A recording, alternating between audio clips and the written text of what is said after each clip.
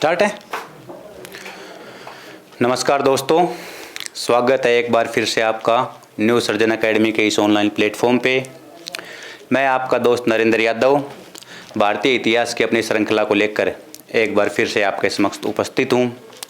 साथियों, कल की कक्षाओं में हम देख रहे थे किस प्रकार से भारत के अंदर यूरोपीय कंपनियों का आगमन हुआ और फिर उन कंपनियों के आगमन के बाद किस प्रकार से पुर्तगाली कंपनियां भारत में आई और पुर्तगाली कंपनियां भारत से वापस भी चली गई।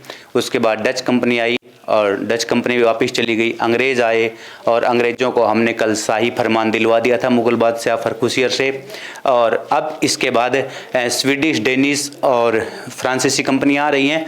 उन कंपनियों का हम क्रम देख चुके थे, तो उस क्रम में आज हम फ्रांसीसी कंपनी देखेंगे। ठीक है, फ्रांसीसी कंपनी का आने का समय, फ्रांसीसी कंपनियों के वहाँ पे बनने का कारण, फ्रांसीसी कंपनी की यहाँ पर कोठियाँ और फ्रांसीसी और अंग्रेज़ों के बीच में यहाँ पर हुए टसल, यहाँ पर हुए उनके 3 महत्वपूर्ण कर्नाटक युद्ध, है ना। और उसके बाद फिर हम फ्रांसीसियों को अंग्रेज़ों से पिटवाते हुए उनको बाहर खदेड़वा देंगे वांडीवास के युद्ध से। और उसके बाद हम फिर अंग्रेज़ किस प्रकार से भारत में विजय करते हैं, ब्रिटिश भारत किस प्रकार से आता है, किस प्रकार से बंगाल विजय करते हैं, फिर हैदराबाद विजय करते हैं, अवध को जीतते हैं और मुग़लों की अंग्रेज़ों के हाथ हम आपको पिटाई और इस प्रकार से दिखाएंगे किस प्रकार से मुग़ल जो यहाँ पर हमारा मुग़ल बादशाह है उसको ख़त्म करके और किस प्रकार अंग्रेज़ आगे बढ़ते हैं। तो ये हम आज की कक्षा में देखेंगे। तो देखिए साथियों, कल हम कहाँ तक पहुँच चुके थे। डच और पुर्तगाली पूरी तरह से बाहर हो चुके थे। डच पहुंच चुके थे वेदरा के युद्ध में अंग्रेजों से पिटकर इंडोनेशिया, और ब्राज़ील के अंदर पुर्तगाली पहुंच चुके थे। ठीक है, लेकिन अब आएगी फ्रांसीसी कंपनी। स्वीडिश और डेनिश आ चुकी थी, उनके बारे में बहुत कुछ नहीं देखना, उनकी हमने कोठी देख ली थी और उनका स्थापना वर्ष देख लिया था, उनका आगमन का वर्ष देख लिया था। अब मुख्यतः फ्रांसीसी कंपनी रहेगी भारत में लंबे समय तक। ठीक है, तो फ्रांसीसी कंपनी,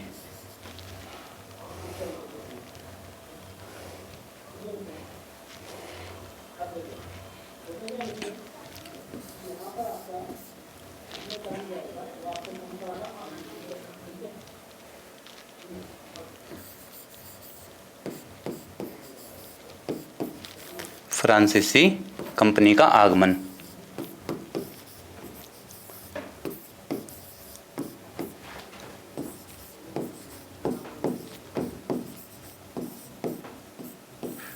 देखिए फ्रांस भी यूरोप के अंदर ही है और फ्रांस भी काफ़ी महत्वाकांक्षी देश है, लेकिन इस मामले में भारत आने के मामले में फ्रांस काफ़ी सुस्त है।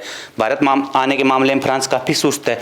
वो लंबे समय तक लगभग जहाँ पर 1500 के आसपास 1498 में पुर्तगाली यहाँ पर आ चुके थे, 1600 में डच और इंग्लिश आ चुके, स्पेडिश आ गए थे, वो अभी भी मेडागास्कर के आसपास घूम रहा है। वो अभी भी मेडागास्कर के केप ऑफ गुड होप्स में दक्षिण अफ्रीका के नीचे वहाँ पर घूम रहा है ना। अब उसकी नींद खुलती है, अब उसको ध्यान आता है तो वो भारत की तरफ दौड़ता है। ठीक है, भारत की तरफ दौड़ता है। ठीक है, 1664 के आसपास, 1664 के आसपास। ठीक है, 1664 में। ठीक है, तो 1664 में फ्रांसीसी कंपनी बनती है। फ्रांसीसी कंपनी, फ्रांसीसी ईस्ट इंडिया कंपनी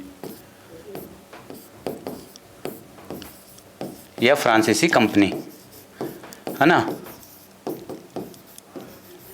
फ्रांसीसियों कंपनी बनती है 1664 में। ठीक है, यहाँ पर इनका आने का कारण भी क्या था, वही वाणिज्यवाद, वही व्यापार और वही अपना जो विचार है यहाँ के यूरोपियों का, यानी धर्म का, समाज का, धर्म को फैलाने का, उसी विचार के साथ फ्रांसीसी भी यहाँ पर आ रहे हैं। ठीक है, फ्रांसीसी भी यहाँ पर आ रहे हैं। ठीक है, फ्रांस में यहाँ पर राजा कौन है, लुई 14वां। लुई 14वां यहाँ पर सम्राट है, राजा है। ठीक है, लुई 14वां यहाँ पर राजा है। लुई 14वां यहाँ पर राजा है। ठीक है, लुई 14वां यहाँ पर राजा है। ठीक है, यहाँ पर इसका मंत्री होता है कौन, कालबर्ट। कालबर्ट इसका मंत्री है, लुई 14वां का। तो इस लुई 14वां का मंत्री कालबर्ट है, वो 1664 के अंदर ईस्ट इंडिया का, फ्रांसीसी ईस्ट इंडिया कंपनी की या फ्रांसीसी कंपनी का इस प्रकार से निर्माण करता है। ठीक है, ठीक है, तो इस क्रम में 1667 के पास 1667 में फ्रैंक कैरो के नेतृत्व में, फ्रैंक कैरो के नेतृत्व में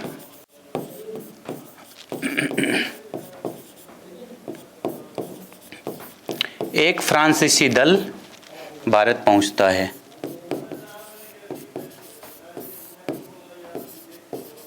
ठीक है।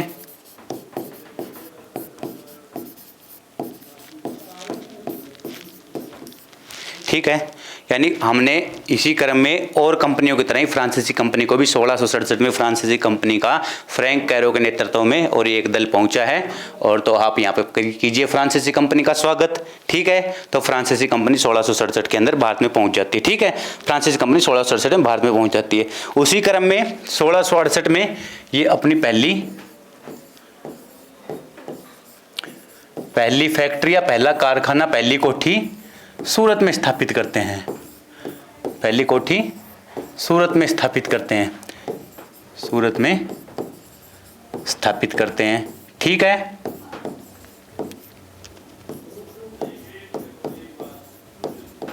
ठीक है, क्वेश्चन आ जाएगा 1668 में सूरत में स्थापित करते हैं पहली कोठी। ठीक है, ठीक है, सूरत कहाँ पर है? सूरत कहाँ पे है? ये रहा सूरत, यहाँ पे सूरत है ना, इस क्षेत्र में ये।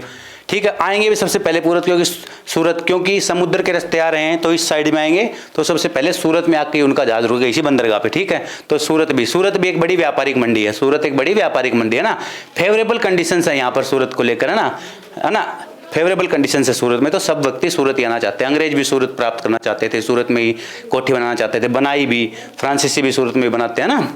ठीक है, बाद में पुर्तगाली भी यहाँ पहुँचते हैं। ठीक है, तो ये था, डच भी सूरत पहुंचते हैं। ठीक है, तो ये फ्रांसीसी कंपनियों का आगमन होगा, उनकी पहली कोठी होगी। ठीक है, 1668 में। 1669 में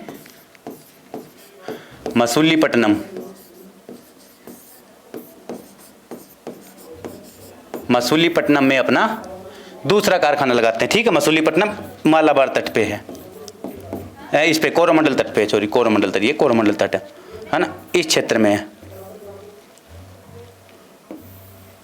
तो यहाँ पर मसूलीपट्टनम में।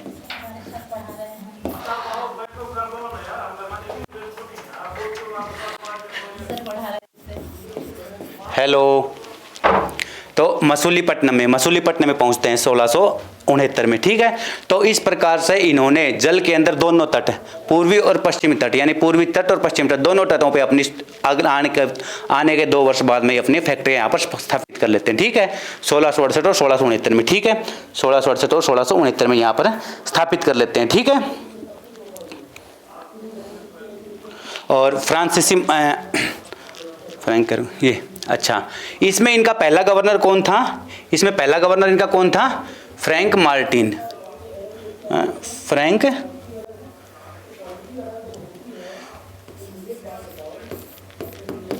फ्रैंक मार्टिन इनका पहला गवर्नर जनरल था, पहला गवर्नर था। ठीक है, फ्रैंक मार्टिन। ठीक है, तो इस चीज के लेकर कोई भी क्वेश्चन आए, पहला गवर्नर फ्रैंक मार्टिन था। इसी के नेतृत्व में ये दोनों मसूलीपट्टनम और सूरत, ये दोनों कारखाने इन्हीं को का उत्तरदायित्व सौंपा गया। ठीक है, फ्रैंक मार्टिन को ही मसूलीपट्टनम और सूरत, इन दोनों जगह का उत्तरदायित्व सौंपा गया, और यही कंपनी का गवर्नर है।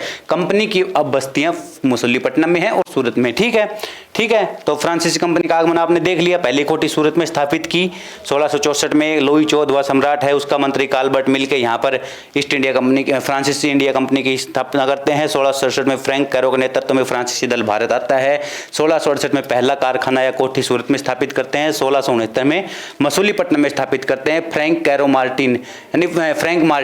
मार्टिन इनका पहला गवर्नर है, दोनों बस्तियां इसके नेतृत्व में। ठीक है, ठीक है, ठीक है, अच्छा, अब देखिए ये दोनों हैं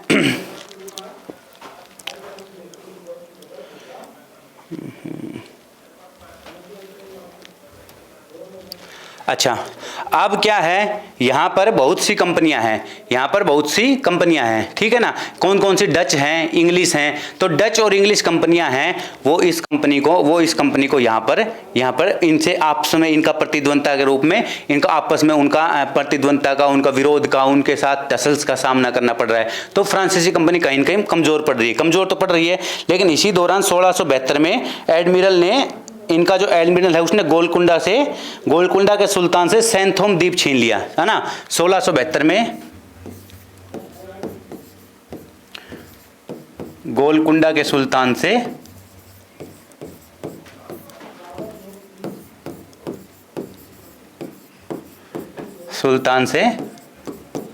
सैंथोम द्वीप छीन लिया, ठीक है, ये अब इनका विस्तार क्रम हो गया। ठीक है, 1672 में सैंथोम छीन लिया, 1672 में सैंथोम छीन लिया, 1672 में सैंथोम छीन लिया। ठीक है, 1672 में सैंथोम छीन लिया। किसने? इनके एडमिरल ने। अच्छा, फ्रैंक मार्टिन ने शेर खान लोधी से और पांडिचेरी प्राप्त कर लिया। फ्रैंक मार्टिन ने शेर खान लोधी से पांडिचेरी प्राप्त कर लिया। शेर खान लोधी से, शेर खान लोधी से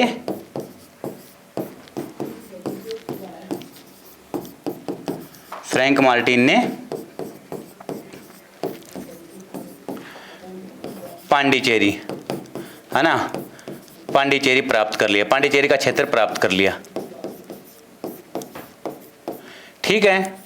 अच्छा, सबसे लंबे समय तक शुरुआत में पांडिचेरी में आते हैं और सबसे लंबे समय तक ये जो फ्रांसीसी हैं ये पांडिचेरी में रहते हैं, सबसे लंबे समय तक पांडिचेरी में रहते हैं। ठीक है, पांडिचेरी में ही रहते हैं। ठीक है, यहाँ पर 1698 के अंदर, 1698 के अंदर यहाँ पर देखो डच भी हैं, इंग्लिश भी हैं, डच भी और इंग्लिश में। यहाँ पे इन्होंने पांडिचेरी छीना। 1698 में डच जो यहाँ पर फिलहाल है, डच 1698 में डचों ने, डच जो नीदरलैंड की व्यापारिक कंपनी है, डचों ने पांडिचेरी छीन लिया इनसे वापिस, डचों ने इनसे पांडिचेरी छीन लिया।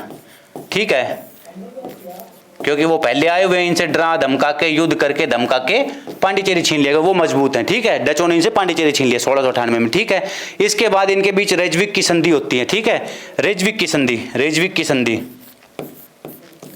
डच और अंग्रेजों के बीच, क्योंकि इनके बीच में ये लड़ाई हो गई थी, तो इस लड़ाई का फिर खात्मा कैसे होगा, समाप्त कैसे होगी, संधि के साथ, तो रेजविक की संधि होती है। क्वेश्चन आ जाए रेजविक की संधि किन किन के बीच हुई, तो डच वर्सेज डच और फ्रांसीसी के बीच में हुई, डच और फ्रांसीसी कंपनी के बीच में हुई रेजविक की संधि। और रेजविक की संधि में क्या हुआ, जो डचों ने पांडिचेरी छीना था, डचों ने जो पांडिचेरी छीना था वो पांडिचेरी अब वापस दे दिया। ठीक है, ठीक है, ठीक है। इस दौरान लगभग 74-75 जहाज यहाँ पर फ्रांसीसी कमजोर पड़ रहे थे, डच और अंग्रेजों के सामने इनके आपस में व्यापारिक एकाधिकार को लेकर बार बार लड़ाई हो रही थी। डच, इंग्लिश, फ्रांस आपस में त्रिगुट संघर्ष हो रहा था इनका। तो इस दौरान फ्रांसीसी सरकार ने इनके लिए 74 जहाज के बेड़े भी भेजे, 74 जहाज के बेड़े भेजे, लेकिन उसके बावजूद भी फ्रांसीसी कंपनी कमजोर पड़ रही है, फ्रांसीसी कंपनी कमजोर पड़ रही है ना। इसके बाद दोबारा फ्रांसीसी कंपनी का दोबारा से उसको वित्तीय मजबूत किया जाएगा सरकार के द्वारा, और दोबारा से पुनर्गठन होगा, तो फिर दोबारा फ्रांसीसी कंपनी दूसरे फेज में आके मजबूत होगी। ठीक है, तो 74 जहाज भेजे सरकार ने, ये भी कोई स्टेटमेंट बन के आ जाए, 74 जहाज फ्रांसीसी सरकार ने भेजे, जहाज का बेड़ा भेजा, लेकिन फिर भी मजबूत नहीं हो पाई। ठीक है, तो इस प्रकार से ये कंपनी का पहले फेज का दौर रहा। इस फेज में कंपनी कमजोर रही। एक तो पहले ही लेट आई थी कंपनी, क्योंकि वो मेडागास्कर उन क्षेत्रों में उलझी हुई थी। दूसरी बात, फ्रांसीसी सरकार वहाँ यूरोप में भी कहीं हॉलैंड के साथ लड़ रही है, कहीं इंग्लैंड के साथ लड़ रही है, तो वहाँ पर भी उसके फ्रांस की लड़ाई हो रही है, यहाँ पर वो ध्यान इस बस्ती पे दे ही नहीं पा रही। ठीक है, इस प्रकार से वित्तीय रूप से भी कमजोर हो रही है कंपनी। ठीक है, तो फ्रांसीसी कंपनी यहाँ पर कमजोर होती हुई नजर आ रही है पहले फेज में। ठीक है, 1664 से लेकर आपने देखा लुई 14वां के मंत्री कालबर्ट के द्वारा इस कंपनी का स्थापना, उसके बाद फ्रांसीसी कैरो का भारत में आगमन बेड़े के साथ, 68 और 69 में सूरत और मछलीपट्टनम में कारखाना बनाना, फ्रैंक मार्टिन द्वारा शेर खान लोधी से पांडिचेरी प्राप्त करना, गोलकुंडा के सुल्तान से सैंथोम प्राप्त करना, उसके बाद डचों के द्वारा पांडिचेरी को छीनना, रेजविक की संधि में पांडिचेरी को वापस फ्रांसीसियों को मिल जाना। ठीक है, सरकार द्वारा 74 जहाज के बेड़े भेजने के बाद भी कंपनी मजबूत नहीं हुई है। ठीक है, ठीक है, तो अब कंपनी क्या होगी, अब कंपनी क्या है, अभी कंपनी का दोबारा पुनर्गठन होगा। ठीक है, दोबारा पुनर्गठन होगा। ठीक है, दोबारा पुनर्गठन हो रहा है दूसरे फेज के अंदर। कंपनी काफी कमजोर पड़ रही है। ठीक है, कंपनी काफी कमजोर पड़ रही है। ठीक है, तो अब 1742 के आसपास है, 1742 के आसपास ये एक बहुत ही 1742 के दौर के आसपास ये पांडिचेरी वाले क्षेत्र में इस प्रकार एक बहुत ही महत्वाकांक्षी और साम्राज्यवादी व्यक्ति को गवर्नर बना के भेजते हैं। किसको, डुप्लेक्स को। डुप्लेक्स इंग्लिश में लिखे तो डुप्लेक्स और वैसे डुप्ले बहुत ही महत्वाकांक्षी और साम्राज्यवादी गवर्नर है। ठीक है, इसको 1742 में पांडिचेरी का 1742 के आसपास पांडिचेरी गवर्नर बनाते हैं, 1742 के आसपास। ठीक है, 1742 के आसपास। ठीक है, ठीक है। अच्छा, इस दौरान देखिए यहाँ पर जो फ्रांसीसी हैं, यूरोपीय हैं, वो आपस में यूरोप में भी लड़ रहे हैं। ठीक है, और जहां जहां उनकी बस्तियां हैं वहां पर भी आपस में लड़ रहे हैं। किसी ब्राजील में है तो ब्राजील में, इंडोनेशिया में है तो इंडोनेशिया में, ऑस्ट्रेलिया में तो ऑस्ट्रेलिया में, भारत में है तो भारत में। अच्छा, ठीक है। तो फ्रांसीस ये यूरोपीय हैं, यूरोपीय देश ही आपस में सब जगह लड़ रहे हैं। अब यूरोप में वैश्विक स्तर पर एक घटनाक्रम देखिए क्या होता है। यूरोप में जो ऑस्ट्रिया है ना, ऑस्ट्रिया के अंदर ऑस्ट्रिया का शासक या सम्राट जो भी है ऑस्ट्रिया के इस समय, उसकी मृत्यु हो जाती है। ऑस्ट्रिया के शासक की मृत्यु हो जाती है। ऑस्ट्रिया के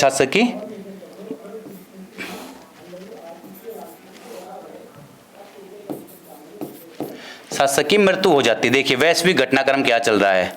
ऑस्ट्रिया के शासक की मृत्यु हो जाती है। इस दौरान ऑस्ट्रिया के शासक की मृत्यु हो जाती है। अच्छा, वहां पर मृत्यु होने के बाद फ्रांस और इंग्लिश दोनों चाहते हैं कि जो उत्तराधिकारी बने, जो अगला सम्राट बने, उसमें हमारा हस्तक्षेप हो। फ्रांस चाहता है कि जिसको मैं चाहता हूं वो ऑस्ट्रिया का शासक बने, और इंग्लिश चाहते हैं, इंग्लैंड चाहता है, अंग्रेज चाहते हैं कि जिसको हम चाहें वो बने। ठीक है, वहां पर उन दोनों के बीच झड़पें शुरू हो जाती हैं, यानी आपस में युद्ध शुरू हो जाता है, लड़ाई शुरू हो जाती है। वहां पर लड़ने लगते हैं तो इनकी जहां जहां बस्तियां हैं वहां पर भी ये अपने लड़ाई करने लग जाते हैं, वहां पर भी ये एक दूसरे से भिड़ जाते हैं। ठीक है, तो भारत में भी फ्रांसीसी और इंग्लिश दोनों हैं, और दोनों ही व्यापारिक एकाधिकार को लेकर यहाँ पर पहले से इनके बीच में शीत युद्ध चला हुआ, या एक प्रकार से इनकी आंखें गर्म है ना, एक दूसरे को देख नहीं पा रहे हैं। ठीक है, तो यहाँ पर भी इनको मौका मिल जाता है ऑस्ट्रिया में। ठीक है, ठीक है। अच्छा, ऑस्ट्रिया युद्ध की वजह से यहाँ पर इनका हॉलैंड के साथ भी कोई युद्ध वगैरह हो रहा है इंग्लिश का। ठीक है, वहां पर ये और युद्धों में बिजी हैं, तो सारे के सारे इनके जहाज वगैरह जो भी हैं, वो कहां पर हैं? इंग्लिश में, उस साइड में, यूरोप में। यहां पर इंग्लिश का कोई भी जहाज नहीं है। ठीक है, जहाज है तो मैक्सिमम यहां पर किनके हैं? फ्रांसीसियों के हैं। ये जल की स्थिति है, जल में फ्रांसीसियों के अधिकतर जहाज है, इंग्लिश के नहीं है। ठीक है। अच्छा, भारत में यहां क्या हो रहा है देखिए। अब भारत में क्या है, 1740 के आसपास का दौर है ना भारत में। देखिए भारत में क्या है, यहां पर ये कर्नाटक वाला क्षेत्र था, यहां पर ये हैदराबाद है ना, हैदराबाद, ये कर्नाटक मैसूर का क्षेत्र, ठीक है ना, और ये मद्रास है ना, और यहाँ पर निजाम है हैदराबाद का। भारत में देखिए क्या चल रहा है इस दौरान। और यहाँ पर अनवरुद्दीन शासक है, अनवरुद्दीन शासक है। और देखिए मुगल बादशाह है ना, यहाँ पर भारत में शासन किसका है? मुगलों का है। लेकिन औरंगजेब की 1705 में मृत्यु के बाद उत्तरवर्ती मुगल हैं वो इतने आलसी, इतने सुविधा भोगी हैं और इतने अयोग्य हैं कि उन्होंने पूरे भारत के, जो औरंगजेब ने मुगल साम्राज्य बनाया था, उस पूरे मुगल साम्राज्य को ध्वस्त कर देते हैं। और एक समय आता है कि 1857 में इनकी 2 बीघे की भी खेती नहीं बच पाती। लाल किले तक पूरे मुगल बादशाह जो है जाफर, वो लाल किले तक सिमट के रह जाता है। शाह आलम है वो अपने दरबार में ना रह के और अवध के नवाब के पास बैठा रहता है। ठीक है ना, तो छुपते घूमते हैं। यहाँ पर हालात खराब हो रही है। यहाँ पर अभी अहमद शाह, मोहम्मद शाह, इस प्रकार का अहमद शाह जो कि मोहम्मद शाह रंगीला से भी ज्यादा रंगीला और अय्याज शासक है, तो वो मुगल बादशाह कर रहा है। ठीक है, तो उस प्रकार से मुगल बादशाह पूरी टूट चुकी है। ये अलग अलग स्वतंत्र राज्य स्थापित हो चुके हैं। हैदराबाद में निजाम आ चुका है, कर्नाटक में अनवरुद्दीन शासन कर रहा है। ठीक है, वहां पर बंगाल में मुर्शिद कुली खान और उन्होंने अपना अलग से बना लिया बंगाल, अवध अपने खुद स्वतंत्र हो चुका है। तो पूरी तरह टूट चुका है। एक बड़ी शक्ति मराठे जो है ना इस समय वो उभर कर आ रहे हैं। तो भारत में फिलहाल मराठे उभर कर आ रहे हैं। ठीक है, मराठे उभर कर आ रहे हैं, ये भारत की स्थिति है। ठीक है। अच्छा, ये आपस में लड़ रहे हैं फ्रांसीसी, वहां पर आपने देखा फ्रांसीसी और इंग्लिश वहां पे लड़ रहे हैं। ठीक है, तो यहां पर क्या करते हैं, यहां पर भी ये लड़ने लग जाते हैं। और ऐसे मौके का फायदा देख के, क्योंकि समुद्र में फिलहाल कोई भी जहाज नहीं है किसका?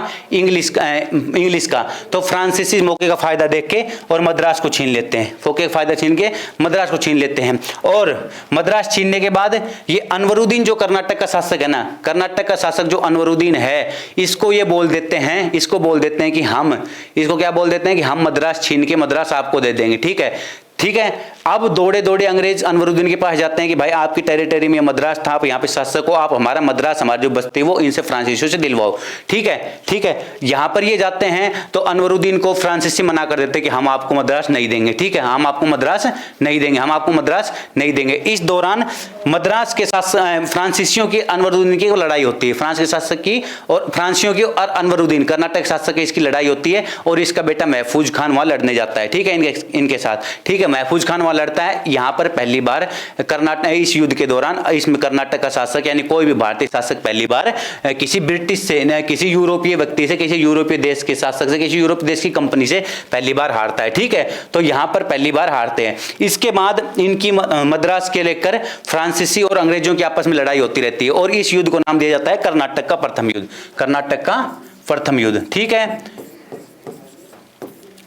कर्नाटक का प्रथम युद्ध। ठीक है, 3 युद्ध कर्नाटक के महत्वपूर्ण 3 युद्ध फ्रांसीसी और इंग्लिश के बीच में होते हैं। तो आप युद्ध का कारण समझ गए होंगे। पहला अगर क्वेश्चन में आ जाए कि किस प्रकार से युद्ध हुआ, तो ऑस्ट्रिया का विवाद मुख्य कारण वो था, ऑस्ट्रिया का उत्तराधिकार का प्रश्न। और दूसरी बात यहाँ पर क्या थी, यहाँ पर मद्रास को इनके द्वारा छीन लिया गया, तो ये तत्कालीन कारण बन गया। ठीक है, इन कारणों की वजह से यहाँ पर फ्रांसीसी और इंग्लिश के बीच में युद्ध होता है और इस युद्ध में कब तक चलता है ये 1740 से 1748 तक।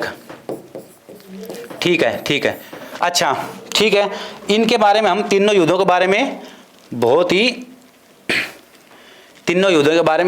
ही विस्तार से पढ़ेंगे। इनके बारे में क्वेश्चन आते हैं कि कर्नाटक का युद्ध किन किन के बीच हुआ, कब से कब तक हुआ, क्या कारण थे और इनके किस संधि के साथ ये युद्ध समाप्त हुए। तो देखिए, कर्नाटक का प्रथम युद्ध,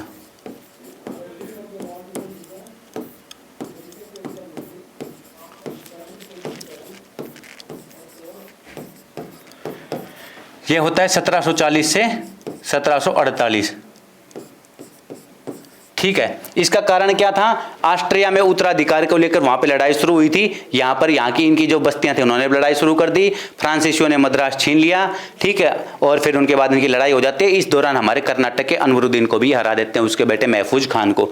ठीक है, तो ये लड़ाई यहाँ पर होती है। ठीक है, और यहाँ पर पहली लड़ाई होती है उनकी वहां पे, फिर इसके अंदर वहां पर यूरोप के अंदर एक उनकी संधि हो जाती है और उस संधि के साथ ये युद्ध भी समाप्त हो जाता है और उस संधि का नाम था एक्सला सापेल की संधि।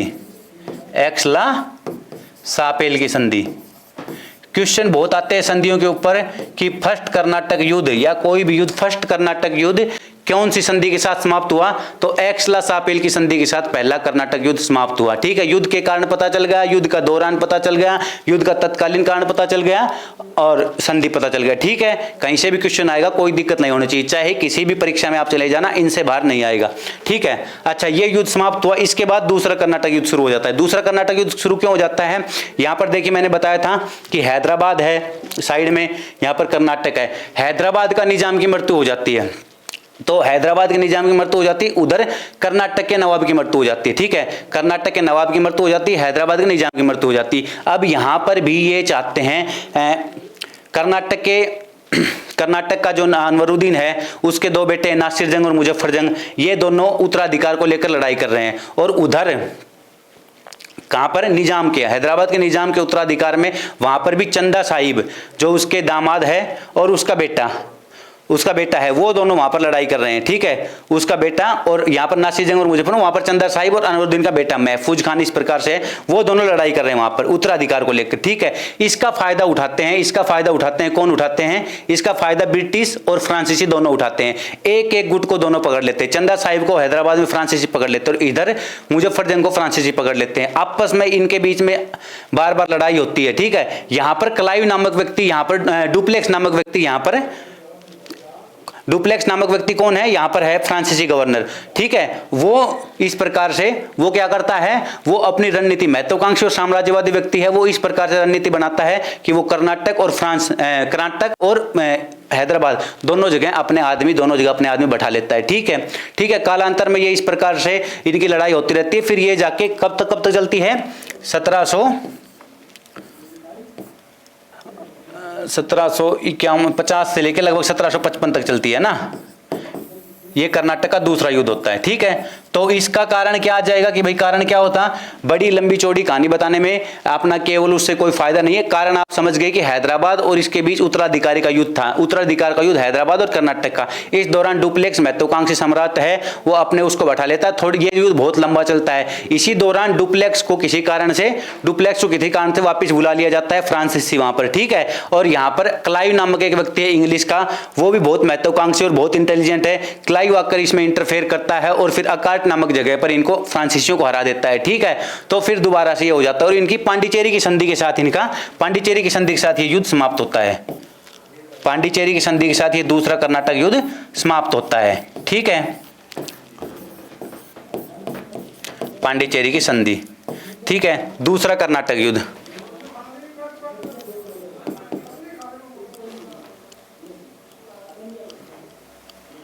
सेकंड कर्नाटक वॉर या सेकंड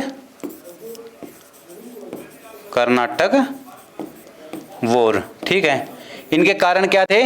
उत्तराधिकार के युद्ध के कारण थे, उत्तराधिकार के कारण था। और फिर ये समाप्त किस पे हुआ? पांडिचेरी की संधि के साथ ये युद्ध समाप्त हो गया। ठीक है, दूसरा कर्नाटक युद्ध फ्रांसीसी और इंग्लिश के बीच हो रहा था। ठीक है, ऐसे क्वेश्चन आएंगे कि संधि कौन सी हुई थी, किस संधि के साथ युद्ध समाप्त हुआ था?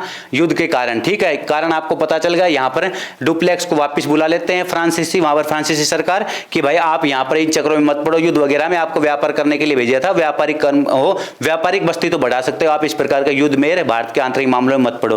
डुप्लेक्स को बुला लेते हैं, नया गवर्नर आ जाता है यहाँ पर गोडेहू, तो गवर्नर का क्रम भी हम देख लेंगे। ठीक है, उसके बाद इनका तीसरा युद्ध होता है। तीसरा युद्ध होता है 1756 से 1763। अच्छा, यूरोप में सप्तवर्षीय युद्ध शुरू हो जाता है। यूरोप में सप्तवर्षीय युद्ध शुरू हो जाता है। सप्तवर्षीय युद्ध शुरू हो जाता है फ्रांस और इंग्लिश के बीच में, फ्रांस और इंग्लिश बीच में। तो जहां जहां भी इनकी बस्तियां थी जिस जिस देश में, वहां पर भी आपस में लड़ने लग जाते हैं। तो यहां पर भी इनका फिर आपस में लड़ाई शुरू हो जाती है। यहां पर भी फ्रांसीसी और इंग्लिश लड़ने लग जाते हैं। ठीक है, तो ये लगभग 1760 से 56 से 63 तक 7 साल का युद्ध होता है। और ये पेरिस की संधि के साथ ये युद्ध समाप्त होता है।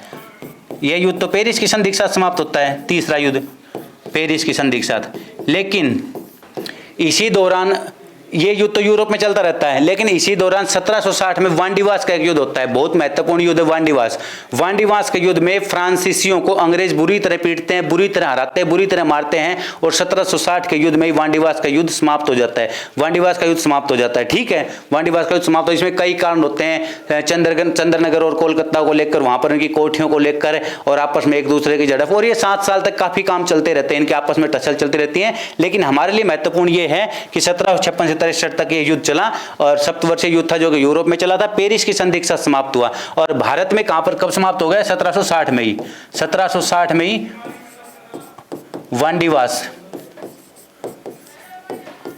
वांडीवास का युद्ध।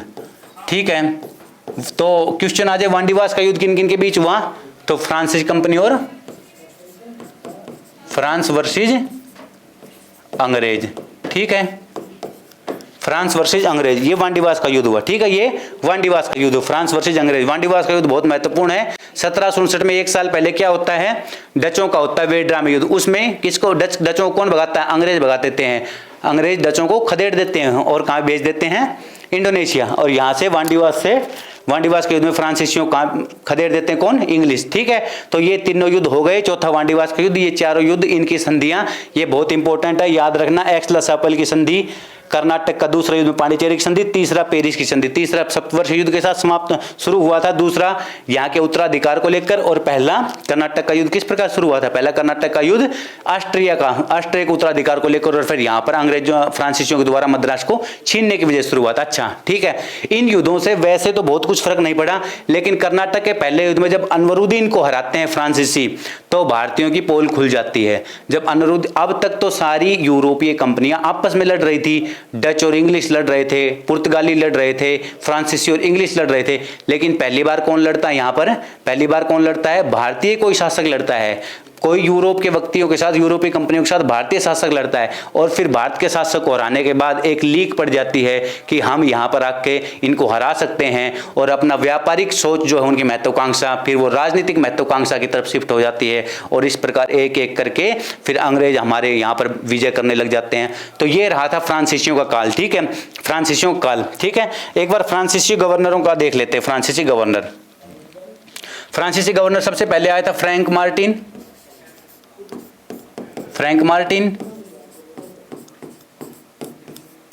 ठीक है, दूसरे नंबर पे कौन आया था? डुप्ले, बहुत लंबे टाइम बाद डुप्ले, बहुत महत्वाकांक्षी है। तीसरा गोडेहू, और चौथे नंबर पे आता है बुस्सी, और फिर पांचवा और अंतिम आता है काउंट डी लाली। ठीक है। ये 5 गवर्नर रहते हैं, फ्रैंक मार्टिन, डुप्लेक्स, गोडेहू, बुस्से और काउंट डिलाली। ये 5 गवर्नर इस दौरान आते हैं, ये 5 गवर्नर इस दौरान आते हैं, ठीक है, ये 5 गवर्नर इस दौरान आते हैं, ठीक है ना। तो ये फ्रांसीसी कंपनियों का काल रहा 1664 में आके, और 1760 में वांडीवास के युद्ध में पिट के भाग जाती हैं। अच्छा, पांडिचेरी, कराईकल, यमन वाला क्षेत्र इनके पास लंबे समय तक रहता है, भारत की आजादी के टाइम तक, ठीक है। भारत की आजादी के टाइम पे इनसे लिया जाता है, ठीक है ना, भारत की आजादी के टाइम से पांडिचेरी लिया जाता है। तो पांडिचेरी के क्षेत्र में सिमट के रह जाते हैं फ्रांसीसी, ठीक है। फ्रांसीसियों का यही कार्यकाल था। यही कर्नाटक युद्ध बहुत इंपॉर्टेंट है इनके, वांडीवास का युद्ध इंपॉर्टेंट है, युद्धों के कारण इंपॉर्टेंट है, ठीक है ना। और फ्रांसीसियों को जहां जहां पे जिक्र रहेगा, मैसूर में हैदर अली के साथ, या कहीं पर भी जहां पर जिक्र रहेगा वो हम करते रहेंगे, ठीक है। अच्छा, अब हम चलते हैं अपने, यहां पर लगभग हमने सभी कंपनियों को बाहर भेज दिया है, यहां पर सभी कंपनियों को बाहर भेज दिया है। एक कंपनी बच जाती है अब, इंग्लिश ईस्ट इंडिया कंपनी, है ना, अंग्रेजों की ईस्ट इंडिया कंपनी बच जाती है। अच्छा, अब अंग्रेज जो है ना, अंग्रेज यही भारत को सबसे लंबे समय तक परेशान करेंगे, ठीक है। अंग्रेजों का फिर से एकाधिकार हो गया भारतीय बाजार पे भी, और फिर अब इनकी जो बाजार से लेकर, और फिर अब इनके पास लड़ने वाला कोई है नहीं, कोई भी कंपनी इनको प्रतिस्पर्धा दे नहीं रही, ना बाजार में दे रही, ना भारतीय बाजार में दे रही, ना समुद्र में दे रही, है ना। तो इनका एकाधिकार हो गया। अब ये डिक्टेटर हो जाएंगे, तानाशाह हो जाएंगे, बदमाश हो जाएंगे, गुंडागर्दी करना शुरू कर देंगे, ना। और भारत में इनकी व्यापार से राजनीतिक महत्वाकांक्षा भी इनकी स्पष्ट नजर आएगी, ठीक है। अच्छा, भारत में देखिए क्या स्थिति है कि भारत में ऐसी स्थिति क्यों हो गई कि इनको राज करने का मौका मिल गया, क्योंकि इनकी हम विजय देखेंगे ना। तो आप देखिए, भारत के अंदर औरंगजेब की मृत्यु के बाद जो उत्तरवर्ती मुगल शासक है ना, बहुत ही अयोग्य, अमहत्वाकांक्षी, अदूरदर्शी, अय्याश, रंगीला, इस प्रकार के शासक हैं। वो शासक हैं, वो राज दरबार से बाहर निकल नहीं रहे हैं, ना। उनकी सोच दूरदर्शी नहीं है ना। तो इस प्रकार से उनकी इस प्रकार से केंद्रीकृत न करने की शक्ति को संभाल के न लग पाना, पूरे राजकाज को उनको ना संभाल पाना, इस वजह से उनका जो मुगल साम्राज्य है वो छोटे छोटे भागों में टूट जाता है। अपने आप को, हैदराबाद का निजाम है, सूबेदार है, वो अपने आप को अलग से स्वतंत्र घोषित कर लेता है। इधर मुर्शिद कुली खान बंगाल में है, वो अपने आप को अलग स्वतंत्र घोषित कर लेता है। अवध का है सादित खान, वो अलग स्वतंत्र घोषित कर लेता है, ठीक है। एक साइड में मराठे हैं, वो नई शक्ति उत्कर्ष हो रही है मराठों की, ठीक है। मराठे बहुत महत्वपूर्ण हो रहे हैं भारत के अंदर इस दौरान, ठीक है। उधर सिख हो रहे हैं, कहीं जाट हो रहे हैं, तो अलग अलग ये निकल के आ रहे हैं, ठीक है। केरल के अंदर हो रहे हैं कोई, ठीक है। मैसूर में हैदर अली अपना स्वतंत्र नवीन शासन बना रहा है, ठीक है। तो पंजाब में सिख बना रहे हैं, ठीक है। उधर बंगास पठान और ये बुंदेलखंड में कर रहे हैं, जाट चूड़ामन और बदन सिंह अपना साम्राज्य बना रहे हैं, ठीक है। रुहेलखंड में पठान, बंगस पठान और ये कर रहे हैं, ठीक है। तो इस प्रकार से पूरा मुगल साम्राज्य टूट चुका है, और अब ये छोटे छोटे टूट चुके हैं। मुगल साम्राज्य एक बार छोटे छोटे भागों में टूट चुका है, तो इन छोटे छोटे भागों को अंग्रेज एक एक करके लूट लेंगे, ठीक है। तो अब हमने कल देखा था कहां पर, शाही फरमान जो फर्रुखियर ने अंग्रेजों को दिया था, वहां तक हम देख चुके थे। अब हम देखते हैं उससे आगे का कि किस प्रकार से अंग्रेज भारत के अंदर विजय प्राप्त करते हैं, ठीक है। विजय प्राप्त करते हैं, सबसे पहले कहां विजय करते हैं, वो बंगाल में। तो हम बंगाल को देख लेते हैं, बंगाल एक बार किस प्रकार से अंग्रेजों की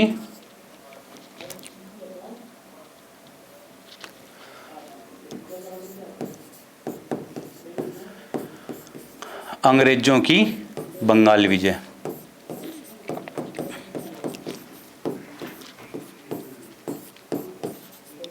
अंग्रेजों की बंगाल विजय देखेंगे हम, ठीक है।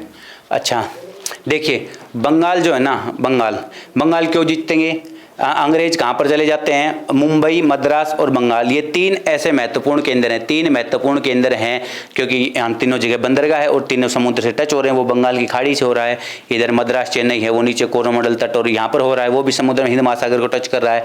तो क्योंकि उनके लिए 3 अभी स्थल पर आने के लिए उनको जगह मिल नहीं रही, बंगाल में उनको स्पेस मिलेगा, बंगाल में स्पेस मिलेगा। बंगाल में क्यों मिलेगा, क्योंकि बंगाल में हमारे एक नया सा हम देखेंगे, पूरा देखेंगे बंगाल का। अच्छा, बंगाल बहुत ही उपजाऊ क्षेत्र भी, बंगाल बहुत भी उपजाऊ क्षेत्र है। तो बंगाल में फिलहाल क्या चल रहा है, देखिए बंगाल मुगल बादशाह औरंगजेब की मृत्यु तक बंगाल पूरा मुगल बादशाह के तहत आता था, वहां का सूबेदार मुर्शिद कुली खान होता था, ठीक है। जैसे ही मुगल साम्राज्य कमजोर हुआ, मुगल शासक कमजोर हुए, तो फर्रुखियर के समय में और मुर्शिद कुली खान अपने आप को एक स्वतंत्र बंगाल राज्य बना लेता है, ठीक है। 1717 में मुर्शिद कुली खान अपने आप को स्वतंत्र कर लेता है। 1717 में मुर्शिद कुली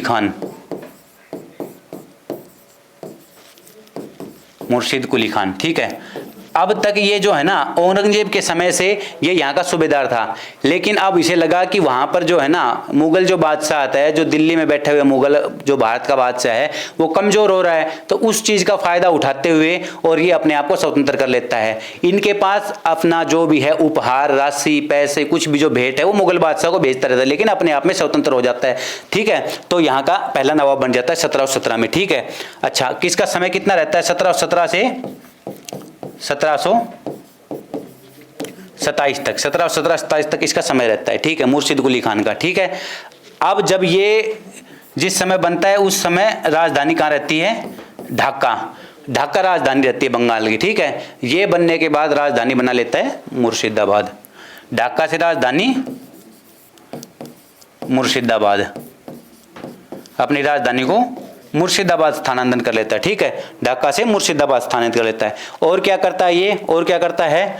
और ये इजारेदारी व्यवस्था है ना, इजारेदारी कृषि कार्यों में इजारेदारी या ठेकेदारी प्रथा, ठेकेदारी प्रथा की शुरुआत करता है इजारेदारी प्रथा का। ठीक है, किस प्रकार से? कृषि कार्यों को लेकर, कृषि के अंदर कृषि में इजारेदारी या ठेकेदारी प्रथा है ना, ये शुरू करता है। ठीक है, क्वेश्चन आ जाएगा इजारेदारी व्यवस्था किसने शुरू की, या स्टेटमेंट बन के आ जाएगा कि मुर्शिद कुली खान ने इजारेदारी या ठेकेदारी व्यवस्था ये कृषि में किसकी? टैक्स की, राजस्व की। एक ये राजस्व का एक प्रकार है कि राजस्व किस प्रकार से इकट्ठा करना है ना, राजस्व किस प्रकार से इकट्ठा करना है। तो ये बहुत ही सख्त या कठोर, किसानों को लेकर ये बहुत ही कठोर कर प्रणाली है। ठीक है, कर प्रणाली है, राजस्व प्रणाली है, टैक्स की, किसानों से कितना टैक्स लेना है जमींदारों के द्वारा, सरकार के द्वारा। ठीक है, भू राजस्व की एक ये पद्धति है इजारेदारी, इजारेदारी भू राजस्व की पद्धति है। तो इससे इसको लेकर किसान काफी नाराज होते हैं, इससे लेकर किसान काफी नाराज होते हैं, कृषकों का विद्रोह का सामना करना पड़ता है। ठीक है, किसानों के विद्रोह का सामना करना पड़ता है, किसानों के विद्रोह का सामना करना पड़ता है। अब विद्रोह का सामना करना पड़ता है। ठीक है, तो इसके बारे में तो लगभग इतना ही था, इसके बारे में लगभग इतना ही था। थोड़ा सा जल ग्रहण करते हैं।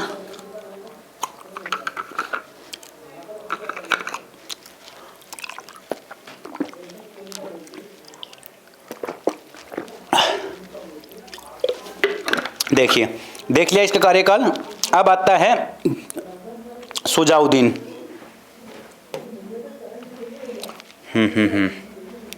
अब इसके बाद आता है, ये था 1717 से लेके 1717 से लेकर कब तक रहा था? 1727।